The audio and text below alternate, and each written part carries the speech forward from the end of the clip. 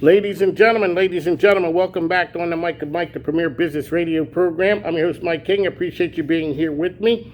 The views expressed here are mine. I have no connection to support of agreement with any of their hosts, information, ads on the station. My program just airs here on a daily basis. I don't work for the radio stations.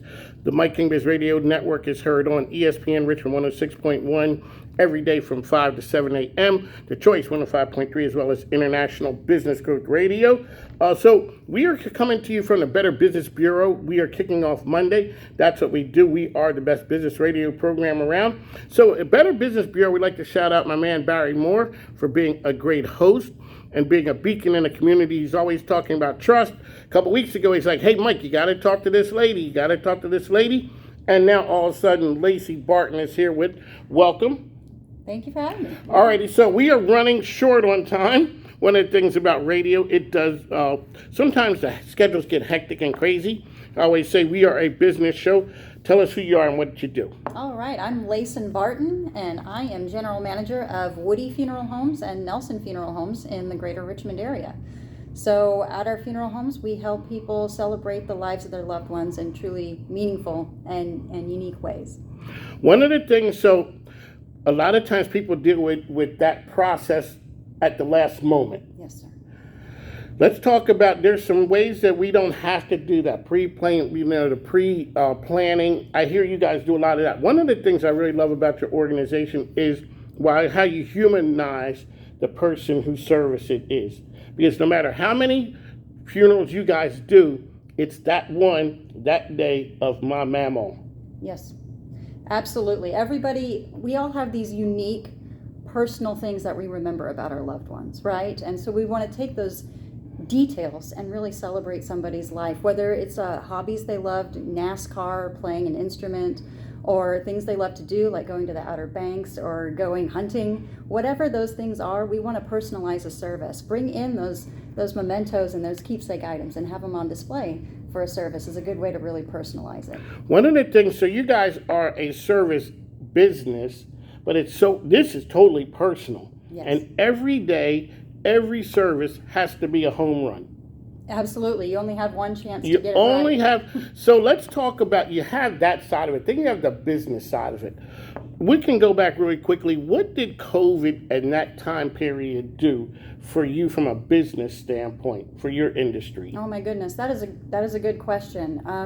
Throughout the whole COVID pandemic and during the height of it especially, our businesses were very busy, for all of those unfortunate reasons. And to top it off, as a funeral director, you want to provide the best care available, right? And give families what they need. And especially when they're grieving, they want to come together and gather and that fellowship and, to console your friends and family. But during the COVID pandemic, we weren't allowed to do that, right? We weren't allowed to gather and get together. So we had to get really creative. To help people participate in services, we started offering live streaming so that people could participate or attend virtually. There was a time when that would have seemed, it's just like before when you went to church and you didn't go, they called it, you went to Bedside Baptist and it was frowned upon. You're right, But Mike. all of a sudden, that became an accepted way of looking at a service and being there because we couldn't be there in person. You're absolutely right. Funeral service is especially reluctant to change anything. It's very traditional, yes, right? It is. So the pandemic forced it on us. And I'm glad it did, because now it's become normal and it's become a service that people really appreciate, and I think it's not going away. So what was something that you learned coming out of the pandemic that before going in, you never would have done it? I think, the live streaming is one thing, but what I really learned was that people realized when they couldn't have something they desperately needed or wanted, they realized how important it was to have those gatherings, receptions, get-togethers. They realized how important it was. So when we were able to start doing those again, people knew the value of it and started to really create some very unique services. Some people want a traditional or a simple send-off. More and more people, though, Mike, want a big celebration, more like a big party now. It is something. Mike King, Lacey Barton is here with us. She's with Woody's Funeral Home. And so when we're talking about during that time coming through the pandemic, I always talk to leaders about culture. You're in a tough time, so people are coming to you, more funeral. You got business lined up, but you also have employees. So you're balancing that. How do you work through that culture and during that time as the leader of an organization? That's a great question, especially to avoid burnout on our people, especially when they were very busy. It's very important to check in on your people and make sure that they're doing okay, and really listen to them when you're asking questions about how their day is going. And we provide employee assistance programs, especially for mental health. We got to realize how important that is, especially to us in a caregiving job, right? We don't want to add emotional burden or emotional baggage to what they might already be going to. Because I always say, who saves the caregiver? Because the caregiver won't save themselves. Right. They don't know. My wife is one. They don't know how to stop. Mm-hmm. And someone has to stop it. So really quickly, I know I'd asked you whether you were born into the business. And really quickly, I know we're short on time. Let our listeners know your answer. The short of, because we're going to have you come out. We're going to go over to the funeral home.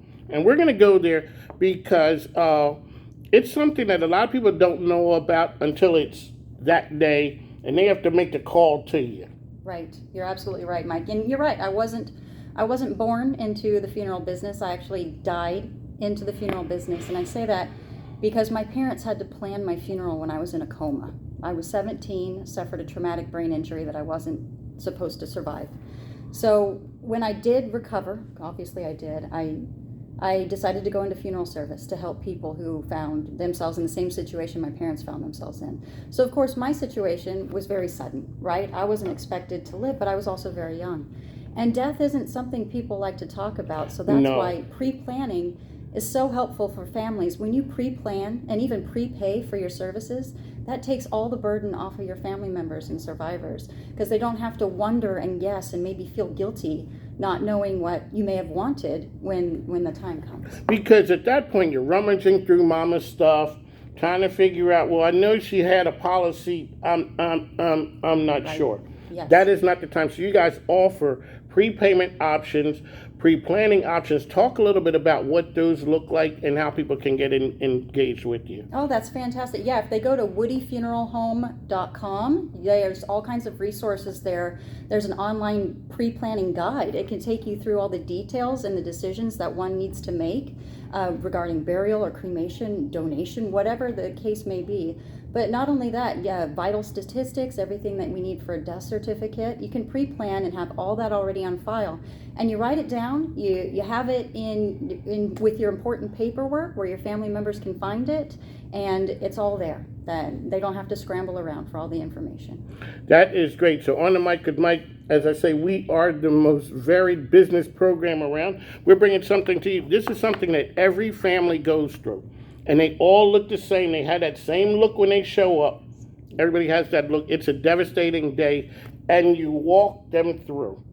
What is something when the light comes on, a person says, hey, you did dad right, or you did mom right, mm-hmm. and they look just like, can you, on the way out, could you let us know what that feels like? It feels just a light goes off in your heart, and you just feel that warmth go through your body when they are remembering and honoring their loved one the very special way that they wanted to.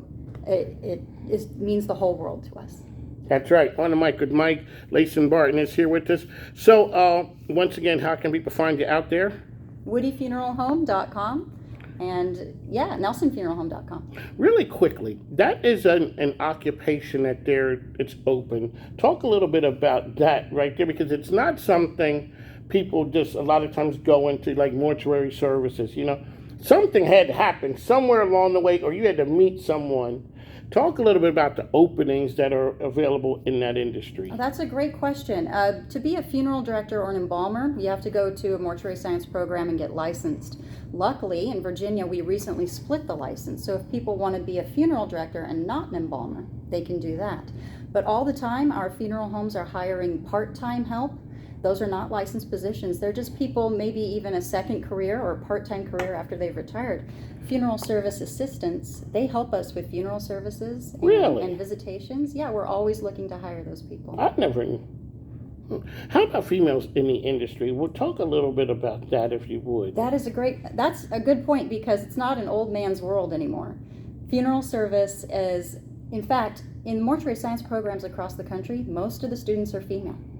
and they just find that they thrive in that career because of their natural caregiving, compassionate, way of being. There you go.